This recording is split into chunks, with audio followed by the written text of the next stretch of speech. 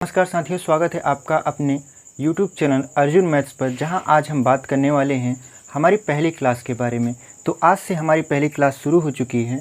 आप देख भी रहे होंगे कि हमारी पहली क्लास, जहां आज हम पढ़ने वाले हैं विभाज्यता के नियम के बारे में। तो चलिए बिना देरी किए इस वीडियो को स्टार्ट करते हैं और आपका भी समय बचाते हैं और अपना भी समय बचाते हैं। तो चलिए स्टार्ट करते हैं। तो सबसे पहले समझते हैं कि विभाज्यता के नियम में क्या आता है। तो शुरुआत होती है 2 से विभाज्यता के नियम के बारे में। तो चलिए स्टार्ट करते हैं 2 से विभाज्यता का नियम। यहाँ पे लिख देते हैं 2 से विभाज्यता का नियम। देखिए ये नियम बहुत सिंपल है।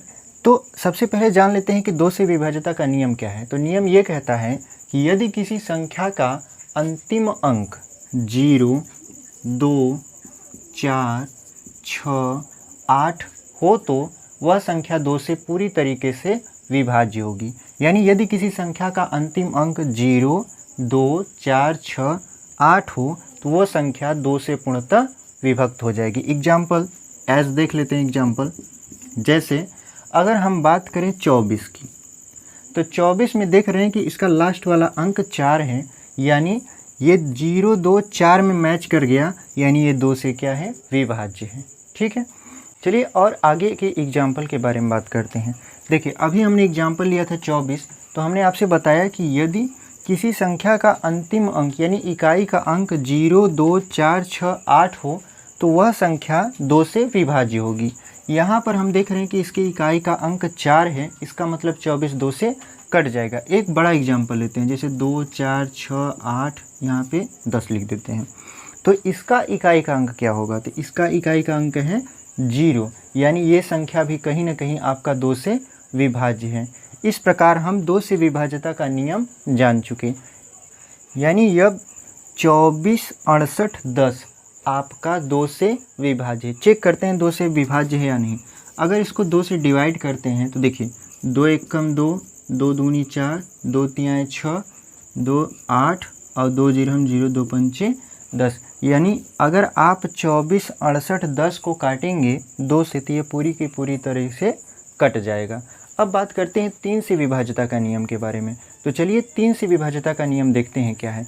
तो 3 से विभाज्यता का नियम, 3 से विभाज्यता का नियम, देखिए ये नियम भी बहुत सिंपल है। 3 से विभाज्यता का नियम ये कहता है कि जो आपका संख्या दी है उसके अंकों का योग कर लीजिए, और यदि अंकों का योग 3 से पूरी कट जाता है वो संख्या भी पूर्णतः 3 से कट जाएगी। एग्जाम्पल लेते हैं, जैसे देखिए सिंपल सा एग्जाम्पल लेंगे, फिर सिंपल से थोड़ा हाई, फिर एकदम हाई आपको एग्जाम्पल समझाने की कोशिश करेंगे।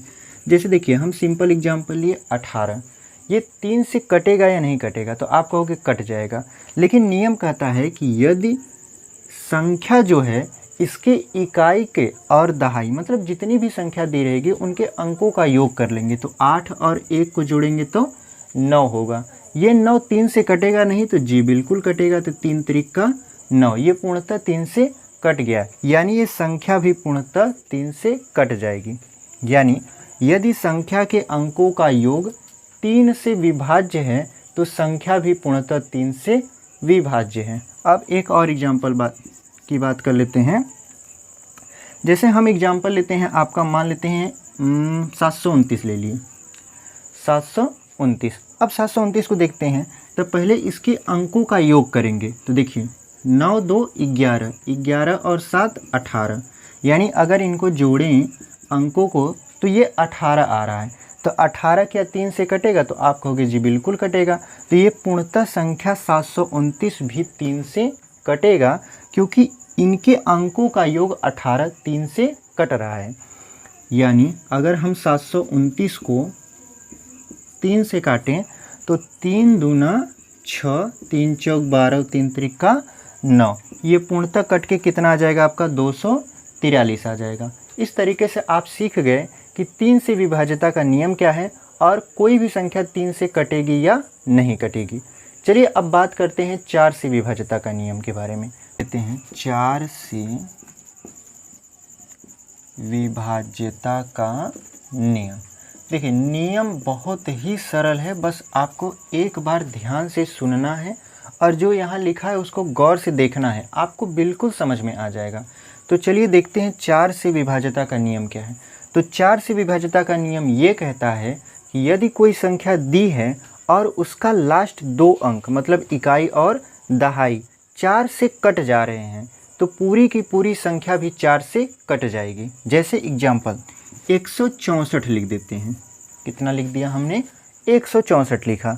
हमने आपसे कहा कि दी हुई संख्या का इकाई और दहाई का अंक मिला के अगर 4 से कट जा रहे हैं तो वह संख्या भी पूर्णतः 4 से कट जाएगी। तो इकाई और दहाई को मिलाया तो हमें मिला 64। क्या ये 64 4 से कटेगा? तो आपको पता है कि 64 16 चौका 64, यानी अगर 64 काटेंगे 4 से तो आपका 16 बेरिया में जाके कट जाएगा। यानी इकाई और दहाई मिलकर 4 से विभाज्य हैं, यानी ये पूरी की पूरी संख्या भी 4 से कट जाएगी। देखते हैं कैसे। अब देखिए 164 को अगर हम 4 से विभाजित करें तो 4 एकम 4, 4 चौक 16 और 4 एकम 4, यानी 41 आंसर आ गया है आपका। एक बड़े एग्जाम्पल की बात कर लेते हैं। मान लेते हैं हमने 28 लिखा, हमने लिखा 73, उसके बाद हमने यहाँ पे बैठा दिया 20। कितना लिख दिया? 20 लिख दिया। अब देखिए इसकी इकाई और दहाई का वो जो संख्या बन रही है वो 4 से कटेगी कि नहीं कटेगी? तो ये देखिए 20 4 से कट जा रही है, तो ये पूरी की पूरी संख्या भी 4 से कटेगी। आप कहोगे इतनी बड़ी संख्या है, आप कैसे कह सकते हैं 4 से कटेगी? नियम है भैया, अगर आपको पता है तो कट जाएगी। और आपको पता होगा क्योंकि हम बैठे हैं सिखाने के लिए, कोई दिक्कत नहीं आएगी। देखिए 4 है तो 4 से काटिए, तो 4 सत्ते 28, 4 एकम 4, यहाँ 3 बचा, 33 हो गया, 4 आठे 32, 1 बचा, 12 हो गया, 4 तिहाई 12 और 4 जीरो हम 0। यानी अगर हम 4 से इसको डिवाइड कर रहे हैं तो ये पूरी की पूरी संख्या 4 से डिवाइड हो जा रही है। तो ये था 4 से विभाज्यता का नियम। अब बात करने वाले हैं हम लोग 5 से विभाज्यता के नियम के बारे में। तो चलिए स्टार्ट करते हैं 5 से विभाज्यता का नियम क्या है। अब बात करने वाले हैं 5 से विभाज्यता के नियम के बारे में। तो चलिए बात कर लेते हैं। देखिए 5 से विभाज्यता का नियम। अब देखिए जब 5 से विभाज्यता के नियम के बारे में बात करते हो तो ये नियम बहुत ही सिंपल और सरल है। इसमें नियम क्या कहता है कि यदि किसी भी संख्या का इकाई का अंक 0 या 5 हो तो वह संख्या पूर्णतः 5 से कट जाएगी। क्या कह रहा था? यदि किसी संख्या का इकाई का अंक 0 हो या तो 5 हो तो वह संख्या पूर्णतः 5 से विभक्त हो जाएगी, मतलब कट जाएगी। जैसे एग्जाम्पल ले लिए, हम लिख लिए 33 2 5 0 लिख लिए।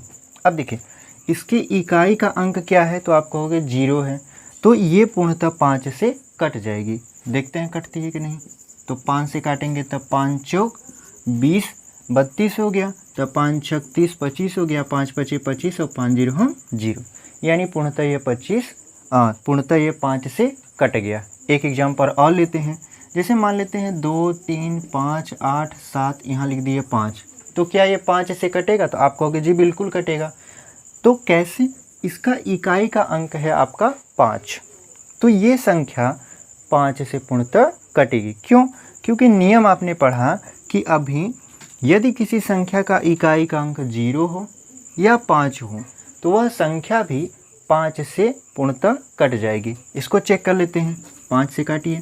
देखिए 5 चौक 20 और 5 सत्ते 35, फिर 5 एकम 5, फिर 5 सत्ते 35 और 5 बचे 25, पूर्णतः ये कट गया। तो उम्मीद है आपको ये भी नियम समझ में आया होगा। अब बात